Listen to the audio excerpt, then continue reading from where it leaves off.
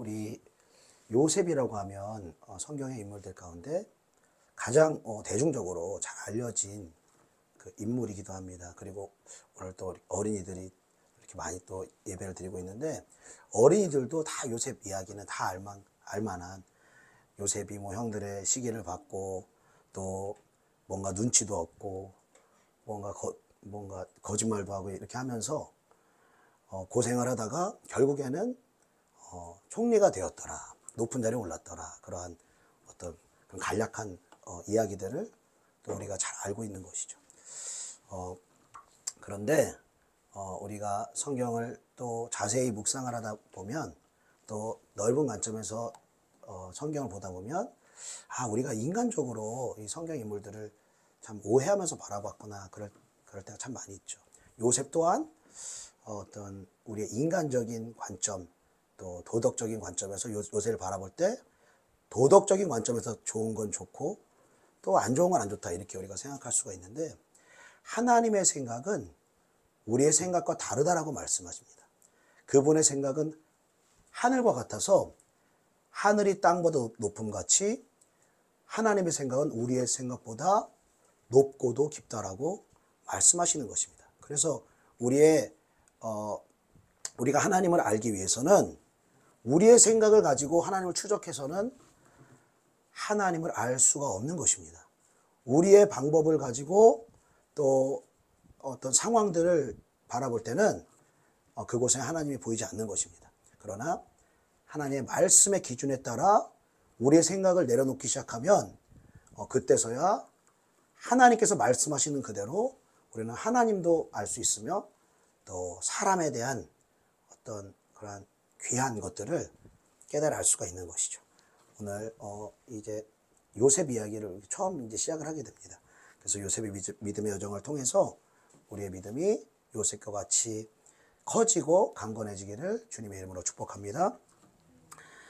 오늘 본문 이야기를 하기에 앞서서 창세기 39장의 기록을 보면 여러분 잘 아시는 것처럼 요셉이 이제 보디발 장군의 집으로 팔려가게 되죠. 형들의 시기를 봐서 보디발 장군의 집에 팔려가게 되는데, 요셉 입장에서 보면은, 우리가 요셉이라면 형아, 가족들한테도 배신당해서 팔리고 아무도 알지 못하는 나라에 가서 이제 노예 생활을 하는 거예요. 얼마나 힘들겠습니까? 얼마나 그 고난이 많겠습니까? 그런데 39장을 딱 보니까 고난에 대한 흔적이 전혀 없어요. 나타나지 않고 오히려 하나님이 요셉과 함께 하심으로 형통한 복을 주셨다, 이렇게 말씀하십니다. 노예 생활하는데 형통한 복을 주세요, 하나님이. 그리고 요셉만 복을 받는 게 아니고 이 요셉의 주인이 된 보디발도 요셉이 뭔가 다른 걸 느낀 거예요. 얘 뭔가 다른데? 얘 뭔가 신이 함께 하시는데? 뭔가 이 사람 축복받는데? 뭐 이런 걸 느낀 거예요, 보디발도. 그러니까 노예신 분인데 하나하나 일을 맡겨보더니 어라 잘하네, 이 요셉이 일을 맡으니까 뭔가 일이 잘 풀리네, 계속 이런 좋은 일들이, 형통한 일이 계속 있으니까 결국에는 자기 소유를 다 맡겨버리는 거예요, 요셉한테. 이게 여러분 진짜 이거 기적인 것입니다. 종 아닙니까? 그 나라 백성도 아니고 이방 땅에서 돈 주고 사온 노예입니다. 노예인데 이 보디발의 신분을 친위 대장이라고 말하고 있어요. 그러니까 왕을 경호하는 이 경호실장이에요. 경호대장. 얼마나 그 파워가 있습니까? 근데 그 집에 가서 이 보디발의 먹는 것을 제외하고는 모든 소유를 다 요셉한테 맡겼다라는 거예요. 얼마나 요셉을 통해서 하나님이 보디발의 집을 축복하시고 하나님의 살아 역사하심이 나타났으면 모든 것을 다 맡기는 거예요. 그 요셉이 형통했고, 또 요셉이 가는 곳마다 형통한 이유에 대해서 창세기 39장에는 하나님이 함께 하셔서 그렇게 됐다, 이렇게 기록을 하고 있습니다. 원래 여기까지 보려고 했는데 오늘 좀 시간이 없어서 좀 단축하느라고 지금 그 본문을 보지를 못했습니다. 말씀을 드리는 거예요. 하나님이 함께 하시기 때문에 형통한 거예요, 요셉이. 그냥 무조건적으로 형통하게 하시는 하나님이 아니세요, 여러분. 하나님은 공의로우신 분이기 때문에 아무한테나 함께 할 수가 없는 거예요. 그러니까 형통하다는 것은, 하나님이 함께 하시는 형통이 있다는 것은 하나님과 동행하고 함께하고 있다는 것인데, 그렇다면 저와 여러분의 삶도 하나님 정말로 형통케 하시는 축복이 있기를 원합니다. 그리고 여러분의 삶을 통해서 여러분의 형통한 축복이 다른 사람들에게 이어지는 축복의 통로가 되기를 원합니다. 하나님은 그것을 원하시는 거예요. 그렇다면 우리도 요셉과 같이 하나님과 함께하는 삶, 하나님과 동행하는 삶을 살아야 될 텐데, 그러면 요셉은 어떠한 삶을 살았길래, 어떠한 하나님의 동행하심을 누리며 살았길래 이런 형통의 삶을 살았는가, 우리가 오늘 본문 말씀을 통해서 좀 살펴보기를 원합니다. 오늘 본문 말씀 창세기 37장 2절 말씀 같이 읽어보겠습니다. 창세기 37장 2절 같이 시작. 야곱의 족보는 이러하니라.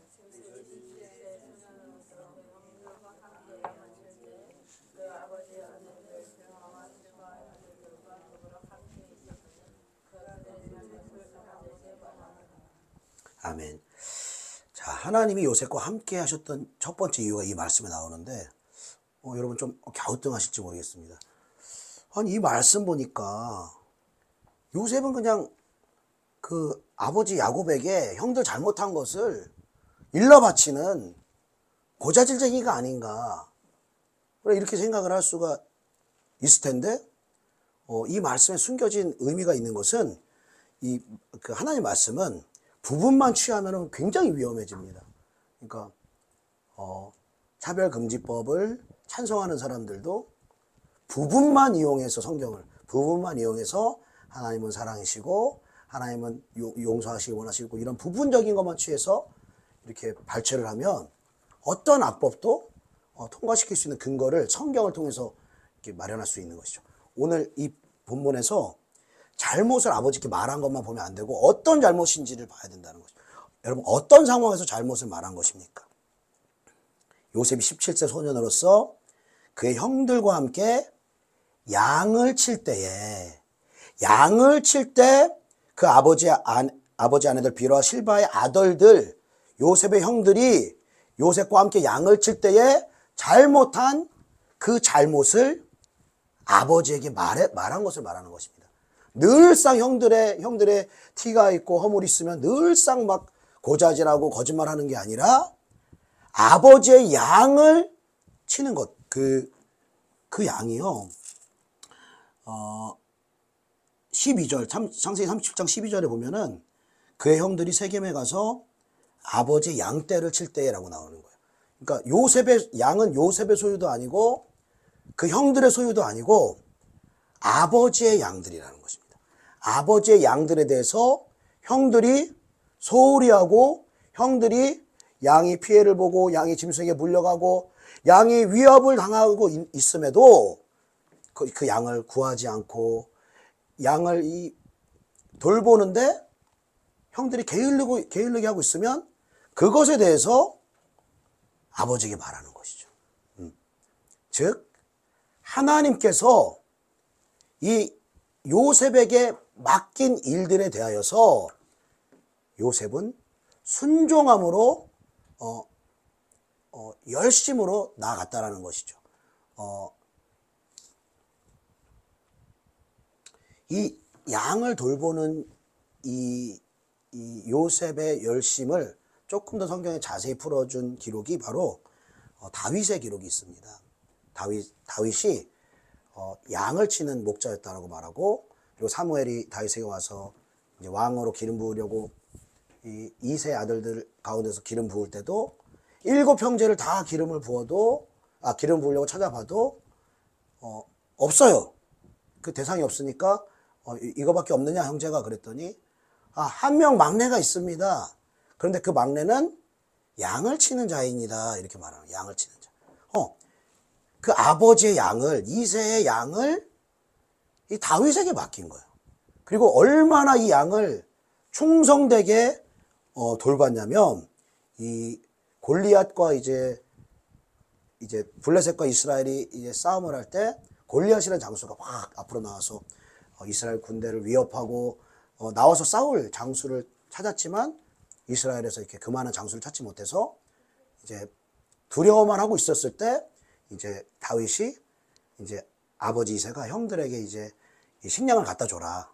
그래서 형들에게 식량을 갖다 주는데 그 골리앗이 막 하나님의 이름을 모독하고 이스라엘군을 모독을 하니까 막 이게 의분이 난 것이죠. 그래서 내가 저 골리앗과 싸우겠습니다라고 하면서 말을 이렇게 사울 왕한테 말을 했더니 사울 왕이 당연히 안 된다고 하죠. 아니, 저 골리앗은 용사고 장수지만 너는 소년에 불과하다.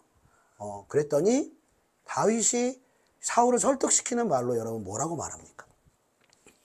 양을 지킬 때의 이야기들을 하는 거예요.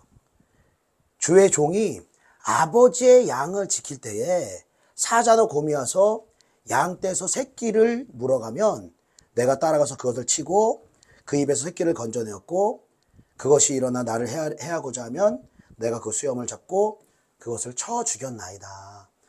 아버지의 양을 맹수들이 빼앗아 가고 죽이려고 하면 쫓아가서 맹수들을 쳐서 죽이고 양을 되찾아왔다라는 거예요. 이러한 간증을 딱 하니까 사울이 여러분 성령으로 한 말은 소년이라도 그 듣는 상대방의 심령에 심겨주는 줄로 믿습니다. 그게 심겨지니까 사울이 그럼 가라 축복해주고 보내잖아. 육신으로 안 될 거 뻔히 아는데 이 다윗의 믿음이 성령으로 말하게 되니까 영향을 받으면서 불신해서 두려움에서 믿음으로 바뀌면서 나가라 축복을 해주니까 이제 확 해서 골리앗을 쓰러뜨린 거 아닙니까? 자, 어쨌든 야곱도 여러분 어떻게 양을 지킨 여러분 좀 상상이 좀 되십니까? 형들이 어떻게 양을 관리했고 그의 반면에 이 요셉은 얼마나 신실하게 얼마나 충성되게 아버지의 양을 여러분 책임졌는지 여러분 좀 생각이 이렇게 나실 것입니다. 여러분 그러니까 얼마나 이 요셉이 아버지의 것에 충성되었으면 이 요셉을 정탐꾼으로도 보내요. 정탐꾼으로. 우리 그 말씀을 좀 봅시다. 창세기 37장 12절로 14절까지. 창세기 37장 12절로 14절 같이 있습니다. 시작. 그 형들이 세겜에 가서 아버지 양 떼를 칠 때에 이스라엘의 요셉에게 이르되 내 형들이 세겜에서 양을 치지 아니하느냐.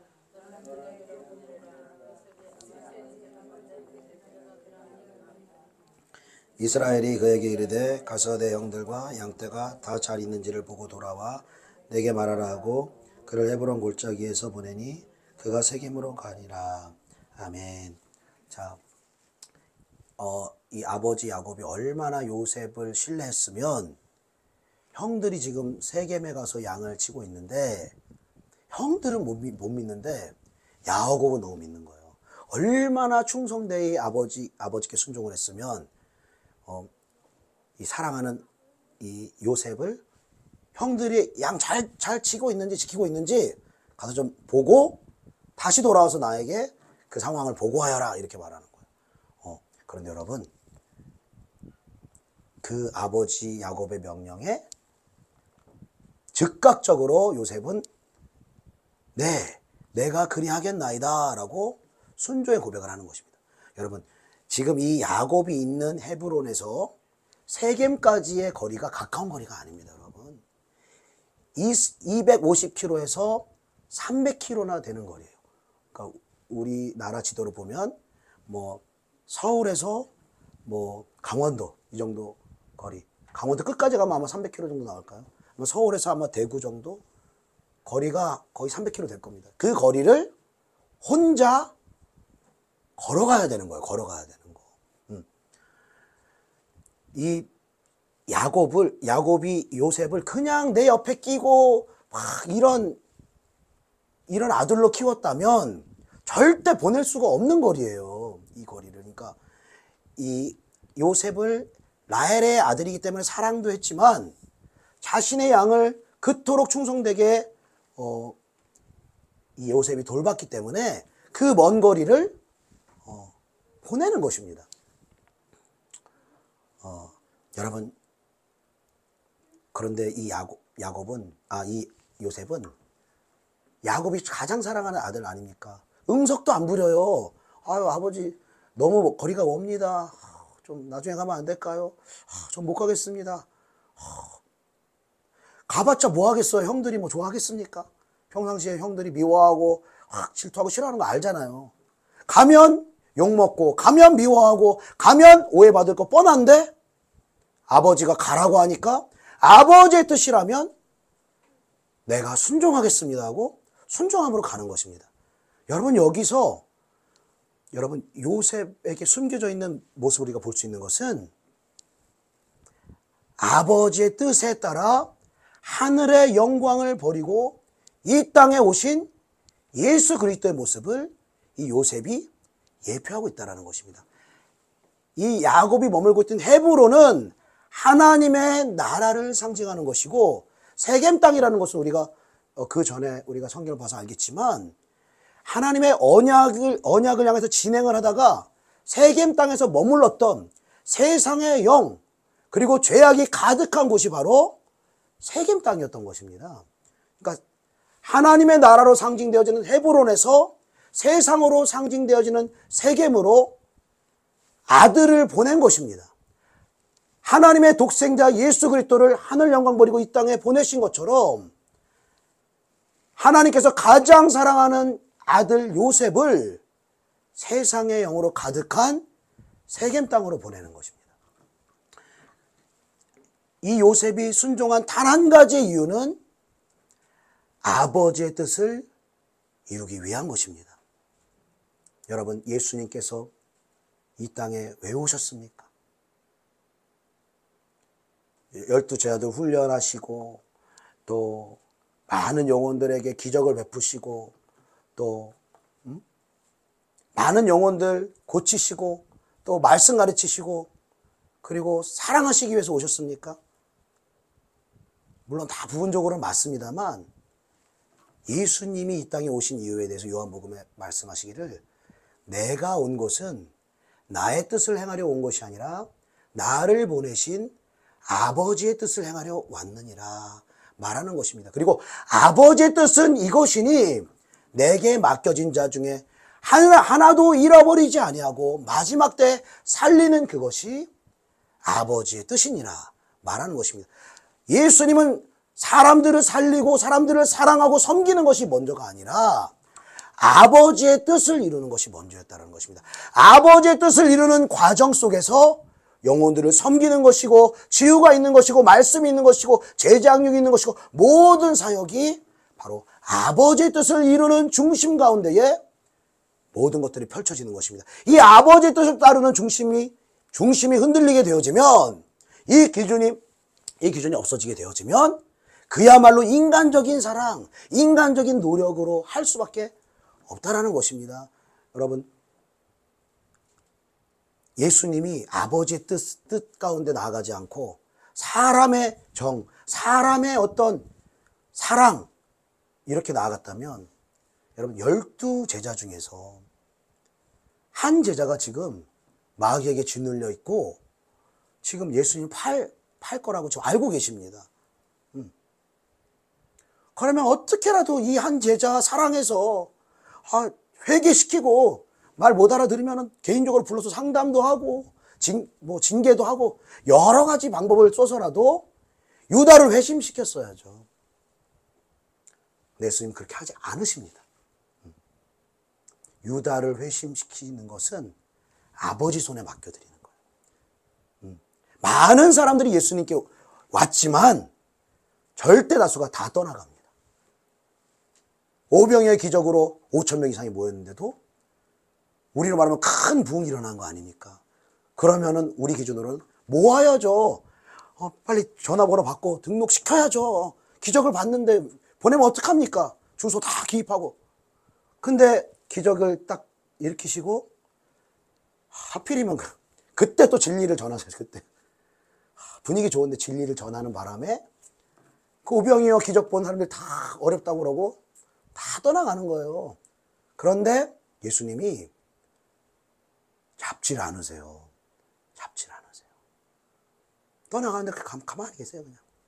그리고 제자들에게 너희도 가려느냐? 제자들의 판단에 맡기세요.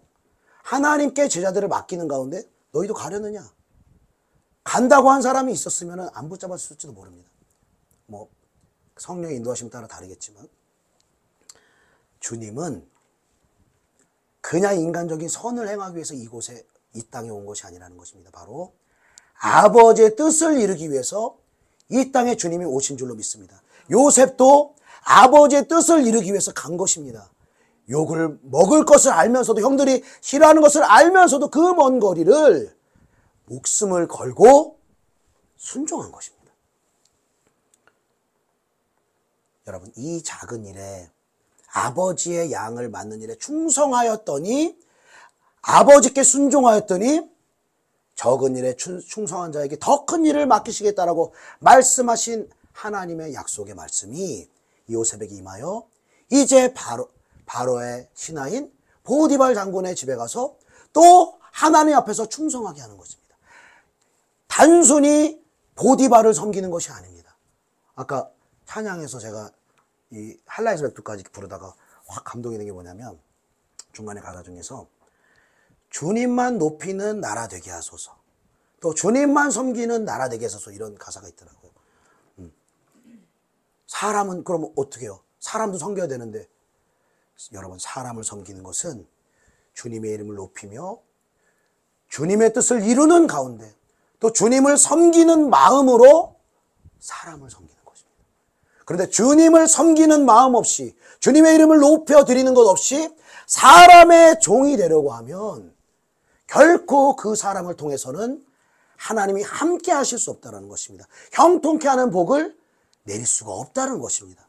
여러분, 얼마나 이 요셉이 여러분 하나님을 경외하는 사람인지 여러분 다시 한번 요셉을 묵상하시며 여러분 다시 한번 확인할 수 있기를 축복합니다. 여러분, 여기서 끝이 아닙니다. 우리가 가장 잘 아는 꿈 얘기를 하잖아요. 꿈 얘기. 두 가지 꿈을 꾸죠. 그리고 꾼 내용이 형들한테 미움받을 게 뻔한데 꿈 내용을 말합니다.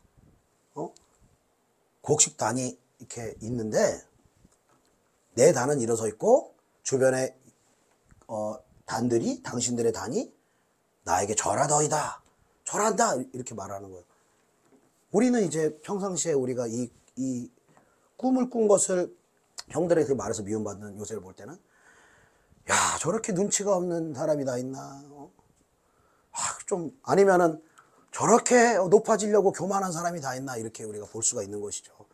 아니, 좀 형들이 싫어하면은 미움받을 것 같으면 좀 말을 하지 말고 자기만 생각하고 있지.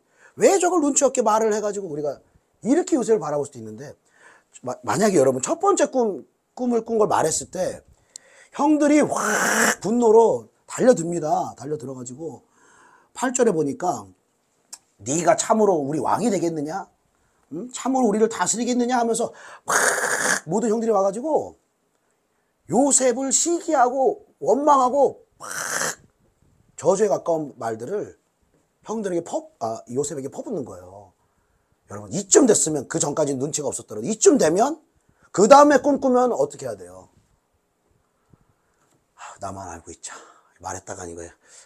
내가 신변 위협을 당하고 어려워질 수도 있어. 이렇게 가만히 있어야 되는데 또 말하는 거예요. 또 하나님 주신 꿈에 대해서 또 말하는 거예요. 이번에는 형들한테 말하는 게, 꿈에 등장한 사람들은 아버지도 등장하니까 아버지한테 또 말하네. 해와 달과 11별이 나에게 절하더이다. 해는, 이게 꿈을 해석을 안 했는데 야곱이 바로 알아차리잖아요. 그럼 해는 나고 달은 어머니고, 또 11별은 네 형들이냐? 그러면서 우리 가족들이 다 너한테 절을 할 것이냐? 아버지까지도 화를 내요. 사랑하던 아버지까지 화를 내요. 근데 여러분, 이 요셉의 고백이 인간적인 눈치 없어서 하는 고백이거나 자기가 높아지려고 한 고백이 아니라는 증거가 뭐냐면 11절 말씀 한번 읽어봅시다. 11절 같이 시작. 그 형들은 시기하되 아멘. 아까 다윗의 이야기에서도 여러분에게 말씀드렸습니다. 성령으로 한 말은 여러분, 성령으로 말했다라면 믿음의 사람은, 성령의 기름 부음이 있는 사람은 그 말을 알아듣는 거예요. 아, 하나님이 말씀하셨구나. 이게 하나님으로부터 온 거구나. 야곱이 육신으로 먼저 반응했지만 계속 그 마음속에 아, 저건 하나님이 주신 꿈이구나. 하나님이 이루실 것이구나. 이렇게 마음에 새기게 해주시는 것이죠. 우리가 또 비슷한 기록이 신약성경에도 여러 번 나오는데 이 12살 된 예수님을 데리고 유월절을 보내시려고 예루살렘에 이제 마리아랑 요셉이 이제 예수님 데리고 왔다가 이제 이 절기를 다 지키고 이제 다시 고향으로 내려가는데 같이 있는 줄 알고 내려왔는데 보니까 예수님이 안 계세요. 그래서 막 이렇게 찾았죠. 찾다가 못 찾고 사흘 동안 헤매다가 다시 이제 예루살렘의 성전으로 갔는데 예수님이 탁 있는 거예요. 그래서 너무 놀라가지고 아이야 어찌 이렇게 여기 있었느냐 하면서 막 이러잖아요. 그러니까 이제 예수님이 내가 아버지의 집에 있어야 될 줄 알지 못하였나이까? 이렇게 말했을 때 보통 부모 같으면 아멘 이렇게 못합니다. 너희 못 새끼 하면서 막 때려야지. 걱정이 너무 됐으니까 3일 동안 지금 내 자녀를 지금 잃어버렸다가 지금 찾았는데 당돌하게 내 아버지의 집에 있어야 될 걸 모르셨습니까? 이런 황당한 거예요. 이거 황당한 거. 지금 성률이나 좀 하영이 또래가 12살이라고 하는데 당돌한 말을 하는 거예요. 근데 그 말들을 다 이해 못해도 그 기록 다음에 뭐라고 하냐면 마리아는 그 말을 마음에 두었더라. 성령으로 하는 말은, 믿음으로 하는 말은 믿음의 사람은 그거 알아듣는다는 거예요. 그러니까 이 꿈에 대한 말을 여러분 인간적인 관점을 가지고 하지 않았다라는 거예요. 왜? 하나님이 그 비전을 주시고 하나님의 꿈을 주셨을 때 그것을 말하지 않고는 그 심령이 불붙는 것 같아서 견딜 수 없었던 거예요. 예레미야 선지자가 고백했던 것처럼 예레미야 선지자도 하나님의 말씀을 받았을 때 전하기가 어려운 말씀이에요. 다 이스라엘이 망한다. 바벨론에 항복해야 된다. 다 저주에 가까운 말들. 항복하면 산다라는 메시지를 주셨을 때 안전하고 싶었어요. 왜? 전하면은 오해받고 전하면 핍박받고 죽을지도 모르는. 그러나 예레미야서에 뭐라고 말하냐면 그러나 그 말씀을 하나님의 말씀을 증거하지 않으면 내 가슴에 불 붙는 것 같아 견딜 수 없다. 하나님의 비전을 받은 사람, 하나님의 말씀을 받은 사람은 그 말씀을 전하지 않고는 견딜 수가 없는 것입니다. 그 안에 있는 성령께서 그것을 말하게 하시는 것입니다. 그리고 그것을 듣는 사람 가운데 믿음의 사람을 통해서 함께 그 하나님의 예언들을 기도하며 순종하며 그 뜻을 이루어가는 것이죠.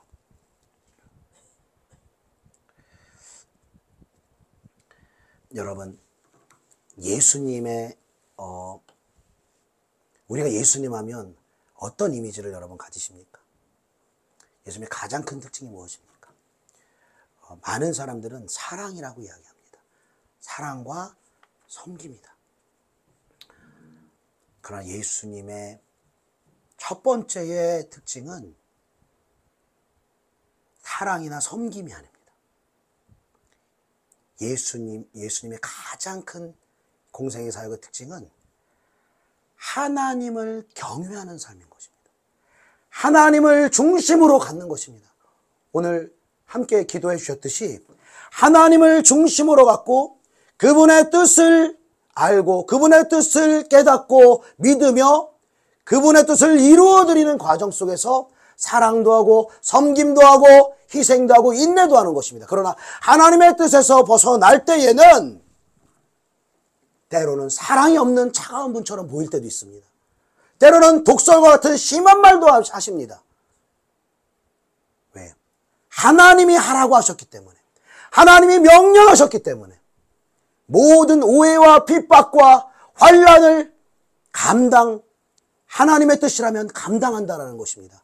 요셉이 그 먼 300km에 가까운 길을 아버지의 뜻을 따라 형들의 핍박과 오해에도 불구하고 그 길을 걸어갔듯이 예수님도 하나님을 경외하는 마음을 통하여서 공생의 모든 삶을 살아간 줄로 믿습니다. 그래서 이사야 11장에는 예수님에 대해서 예언할 때 이렇게 기록을 합니다. 이새 줄기에서 한 싹이 나며 그 뿌리에서 한 가지가 나서 결실할 것이요 그의 위에 여호와의 영 곧 지혜와 총명의 영이요 모략과 재능의 영이요 지식과 여호와를 경외하는 영이 강림하리니 그가 여호와를 경외함으로 즐거움을 삼을 것이며. 여호와를 경외하는 영이 예수님에게 임할 것이라고 말씀하시는 것입니다. 그리고 예수님은 하나님을 경외하는 것을 즐거워한다는 것입니다. 사람을 두려워하는 것이 아니라 하나님을 두려워한다는 것입니다. 하나님을 두려워하기 때문에 사람을 섬겨야 하는 것입니다. 하나님을 두려워하는 마음이 없는 사람은 사람을 온전히 섬길 수가 없습니다. 왜냐하면 내 육신의 기준에서 벗어날 때에는 그 한계에 다다를 때는 결코 그 사람을 품을 수가 없습니다. 그러나 하나님이 그 영혼을 사랑하시기 때문에 하나님이 그 영혼을 위해서 독생자 예수 그리스도를 내어주셨기 때문에 그 영혼을 살리시기 위해서 독생자 예수 그리스도가 희생 제물이 되셨기 때문에 하나님을 경외하고 하나님의 종이 된 사람이 바로 그 연약한 영혼들을 끝까지 품고 사랑하게 되는 줄로 믿습니다. 그러므로 여러분, 우리의 믿음의 중심도 여러분 사람에게 있는 것이 아닙니다. 우리가 사람에게 어떻게 대해야 되는 것에 있는 것이 아닌 것입니다. 우리의 믿음의 중심은 하나님을 경외하는 것입니다. 하나님이 어떤 분인지 아는 것입니다. 우리의 인간의 차원에서 하나님을 생각하고 평가하고 기준을 내리는 것이 아니라 우리의 인간의 기준을 내려놓고 하나님의 말씀의 기준을 온 마음을 다해서 우리가 받아들여야 하는 것입니다. 그리고 하나님이 어떤 분이신지, 어떻게 일하시는지, 어떻게 사랑하기를 원하시는지 알아야 하는 것입니다. 여러분, 이제 오늘 10월 27일 이제 전국에서 이 100만 성도 이상을 우리가 기대하며 또 차별금지법을 막아내려는 이 예배와 기도 운동이 오늘 일어날 것입니다. 여러분, 하나님의 기준이 없다면, 하나님의 중심이 안 된다면, 인간의 사랑, 인간의 도덕성으로 나아간다면 동성애자도 품어줘야죠. 동성애라는 죄도 다 허용을 해줘야죠. 그러나 하나님이 동성애자들을 사랑하시는 방식은 그러한 방식이 아니라는 것입니다. 그들을 정죄하라는 것은 아니지만 그들이 하나님의 사랑 안으로 들어오기 위해서는 그들의 죄를 깨닫고 회개하는 역사가 있어야 된다는 것입니다. 그 죄를 회개하고 그 죄를 버리는 역사가 있어야 된다는 거죠. 그렇다면 주님은 그들을 받아주실 것입니다. 그들을 안아주실 것입니다. 그러나 좌경화된 이 사람들과 정치인들의 특징이 뭡니까? 사람의 기준을 따라 선을 행하려고 하는 것입니다. 사람의 기준을 따라 생각하고 행동하고 사람 비유만 맞추려고 하는 것입니다. 그렇기 때문에 부분적으로는 사람이 혜택을 받을 수 있을지 모르겠지만 전체가 깨어지고 가정이 깨어지고 마지막은 모든 사람이 퇴락할 수밖에 없는 그러한 일들이 있을 수밖에 없다는 것입니다. 사랑하는 여러분, 오늘 우리가 요셉의 이야기를 통해서 다시 한번 하나님을 경외할 수 있는 믿음이 회복되기를 축복합니다. 그리고 예수님에게 임하셨던 하나님을 경외하는 영을 나에게 부어 주시옵소서. 하나님을 가장 1순위로 삼고 하나님의 무엇을 기뻐하는가, 하나님의 뜻은 무엇인가, 영혼들은 어떤 방식으로 섬기기를 원하시는가 하나님께 늘 묻고 하나님의 뜻을 구하며 하나님의 인도하심을 받는 가운데 날마다 하나님의 뜻 가운데 순복하게 되어지는 저와 여러분 되시기를 예수님의 이름으로 축복합니다. 기도하겠습니다.